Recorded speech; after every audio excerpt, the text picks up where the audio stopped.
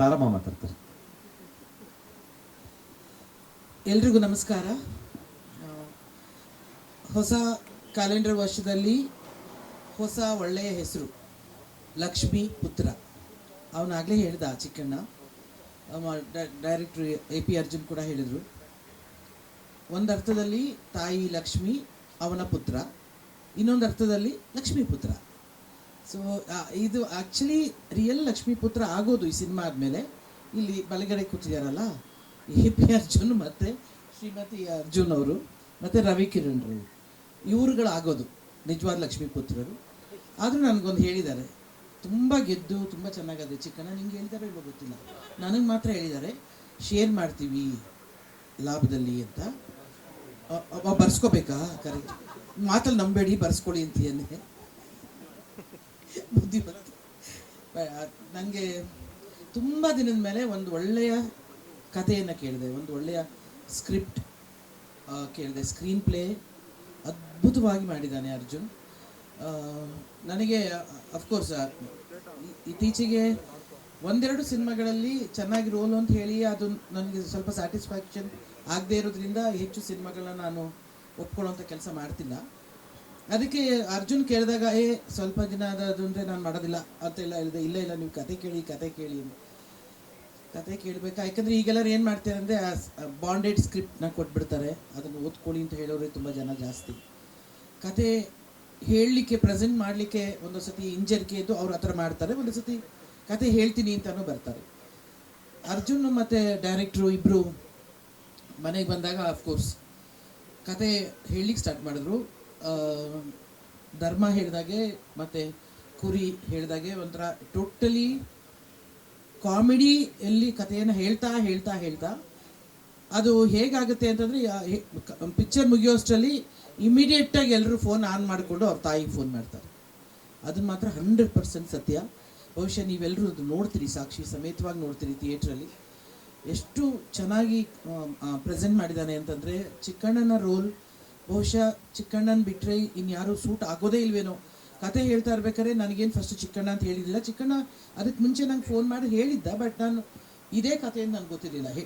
ನಾನು ಇಮ್ಯಾಜಿನ್ ಕೂಡ ಮಾಡ್ಕೊಂಡೆ. ಬಟ್ ಇವನು ಎಲ್ಲ ಹೇಳಿದ್ಮೇಲೆ ಬಹುಶಃ ಚಿಕ್ಕಣ್ಣಗೆ ಟೈಲರ್ ಮೇಡ್ ಕ್ಯಾರೆಕ್ಟರ್ ಅನಿಸುತ್ತೆ. ಒಂಥರ ಕಾಮಿಡಿಯಲ್ಲೇ ಎಲ್ಲವನ್ನು ಎಮೋಟ್ ಮಾಡೋದು. ಬಹುಶಃ ಅದು ಚಾರ್ಲಿ ಚಾಪ್ಲಿನ್, ನಮ್ಮ ನರಸಿಂಹರಾಜುರವರು ಅಥವಾ GV ಅಯ್ಯರ್ ಅವರು, ಈ ಥರದ ಒಂದು ಪಾತ್ರಧಾರಿಗಳು ಮಾಡುವಂಥ ಕಥೆಯಲ್ಲಿ ಒಂಥರ ಎಲ್ಲವನ್ನೂ ಹೇಳ್ಕೊಳ್ಳುವಂಥ, ಅದನ್ನು ತಮಾಷೆ ಮೂಲಕವೇ ಸಮಾಜಮುಖಿ ಕೆಲಸವನ್ನು ಮಾಡ್ತಾ, ಎಚ್ಚರಿಕೆಯನ್ನು ಕೊಡ್ತಾ, ಒಂದು ಎಮೋಷನ್ ಬಾಂಡಿಂಗು ಮಾಡ್ತಾ, ಎಲ್ಲ ಕ್ಯಾರೆಕ್ಟರ್ಗಳು ಕೂಡ ಯಾವುದೇ ಒಂದು ಕಥೆಯಲ್ಲಿ ನನಗೆ ಯಾವುದೇ ಒಂದು ವೇಸ್ಟ್ ಆಗಿ ಬಂದು ಹೋಯಿತು ಕ್ಯಾರೆಕ್ಟ್ರು ಅಂತ ಅನ್ನಿಸ್ಲೇ ಇಲ್ಲ ಇವನು ಹೇಳ್ತಾ ಇರ್ಬೇಕಾದ್ರೆ.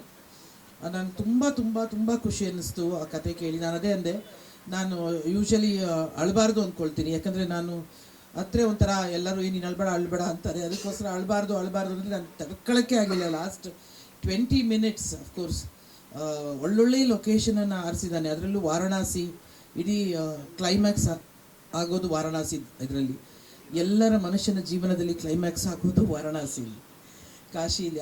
ಅದೊಂಥರ ಹೇಗಿದೆ ಅಂತಂದರೆ ಆ ಕತೆಗೂ ವಾರಣಾಸಿಗೂ ಮತ್ತು ಆ ಎಂಡಿಂಗ್ ಅನ್ನೋದು ತುಂಬ ತುಂಬ ಕೂಡಿ ಬಂದಿದೆ. ಅದು ಅದರಲ್ಲಿ ಡೈರೆಕ್ಟರು ಅಫ್ಕೋರ್ಸ್ ಅವರೇನು ಕತೆ ಮಾಡಿದರು ಅದೆಲ್ಲ ಈಗ ಕೇಳಿದೆ ನಾನು.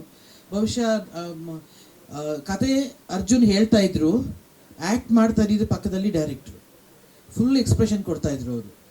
ಅಂದರೆ ನಾನು ಅವಾಗಲೇ ಅಂದ್ಕೊಂಡೆ, ಒಳ್ಳೆ ಡೈರೆಕ್ಟ್ರ್ ಬಂದಿದೆ ಸಬ್ಜೆಕ್ಟ್ ಇದು ಅಂತ.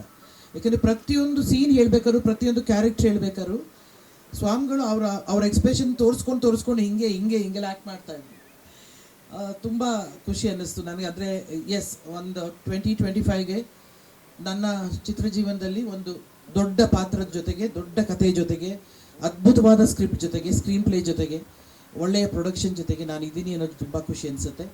ಚಿಕ್ಕಣ್ಣ ನಾನು ಈಗಲೇ ಕೇಳ್ತಾ ಇದ್ದೆ, ಕಿರಾತಕನೇ ನೀನು ಫಸ್ಟ್ ಸಿನಿಮಾನ ಅಂತ. ಯಾಕಂದರೆ ಆವಾಗ ಬಂದಿದ್ದ ಚಿಕ್ಕಣ್ಣಗೂ ಇವಾಗ ಬಂದಿದ್ದ ಚಿಕ್ಕಣ್ಣಗೂ ತುಂಬ ತುಂಬ ತುಂಬ ಅದರಲ್ಲಿ ಮೈಯಲ್ಲಿ ವ್ಯತ್ಯಾಸ ಇದೆ, ಆದರೆ ಗುಣದಲ್ಲಿ ಹಾಗೇ ಇದ್ದಾನೆ. ಅದೇ ಚಿಕ್ಕಣ್ಣನೇ ನೋಡ್ತಾ ಇದ್ದೀನಿ. ಬೆಳೆದಿದ್ದಾನೆ, ತುಂಬ ಪಾತ್ರಗಳನ್ನು ಮಾಡಿದ್ದಾನೆ, ಜನಪ್ರಿಯನಾಗಿದ್ದಾನೆ, ತುಂಬ ಜನಕ್ಕೆ ಹತ್ತಿರ ಆಗಿದ್ದಾನೆ. ಈ ಸಿನಿಮಾದಿಂದ ಮನೆಯ ಮಗ ಆಗ್ತಾನೆ, ಅದಂತೂ ಬರೆದಿಟ್ಟುಕೊಳ್ಬೋದು. ಅವನು ಬರೀ ಕಾಮಿಡಿ ರೋಲು ಅಥವಾ ಹೀರೋ ಇನ್ನೇನೋ ಮಾಡ್ತಾನೆ ಅನ್ನೋದಕ್ಕಿಂತ ಹೆಚ್ಚಾಗಿ ಒಬ್ಬ ಮನೆಯ ಸಂಸಾರದ ಒಬ್ಬ ಮಗ ಆಗ್ತಾನೆ. ಎಲ್ಲರಿಗೂ ಇಂತಹ ಒಂದು ಕ್ಯಾರೆಕ್ಟ್ರ್ ಮಾಡಬೇಕಪ್ಪ ಅಂತ ನಿಜವಾಗ್ಲೂ ಅನಿಸೋಂಥ ಕ್ಯಾರೆಕ್ಟ್ರ್ ಅದು. ಕುರಿ ಬಗ್ಗೆ ಹೇಳಬೇಕೇ ಆಗಿಲ್ಲ. ಅವನು ಏನು ಪಾತ್ರ ಕೊಟ್ಟರು, ಏನು ಕೊಡದೇ ಇದ್ದರೂ ಸ್ಕ್ರೀನಲ್ಲಿ ಅವನ ಪ್ರೆಸೆನ್ಸ್ನ ಅವ್ನು ಮಾಡ್ಕೊಂಡೇ ಹೋಗ್ತಾನೆ. ಅಲ್ಲ, ನೀನು ದುಡ್ಡು ಕೊಟ್ರಿ ಅಲ್ಲಲ್ಲ, ಏನು ಪಾತ್ರ ಕೊಡದೆ ಅಂದರೆ ಪಾತ್ರದಲ್ಲಿ ಅಲ್ಲ ಕಂದ, ಇವ್ ನೋಡು, ಕೊಡದೇ ಇದ್ರು ಅಂದರೆ ಪಾತ್ರ ಹೊಗಳ್ತಾ ಇದ್ದೀನಿ. ನಾನು ಟ್ಯಾಗ್ ಲೈನ್ ಹಾಕೊಂಡು ಮಾತಾಡ್ಬೇಕನ್ನೋ ಇನ್ಮೇಲೆ ಹೊಗಳ್ತಾ ಇದ್ದೀನಿ ನಿನ್ನ. ಧರ್ಮ, ತುಂಬ ಥ್ಯಾಂಕ್ಸ್. ನನ್ನ ಜೊತೆ ಆ್ಯಕ್ಟ್ ಮಾಡೋಕ್ಕೆ ಭಾಳ ಚಂದ ಒಳ್ಳೆ ಮಾತುಗಳನ್ನ ಹೇಳಿದೆ. ತುಂಬ ತುಂಬ ಥ್ಯಾಂಕ್ಸ್. ನನಗೂ ಕೂಡ ನಿಮ್ಗೆಲ್ಲರ ಜೊತೆ ಆ್ಯಕ್ಟ್ ಮಾಡೋದು ನಮಗೂ ಚಾಲೆಂಜಿಂಗೆ.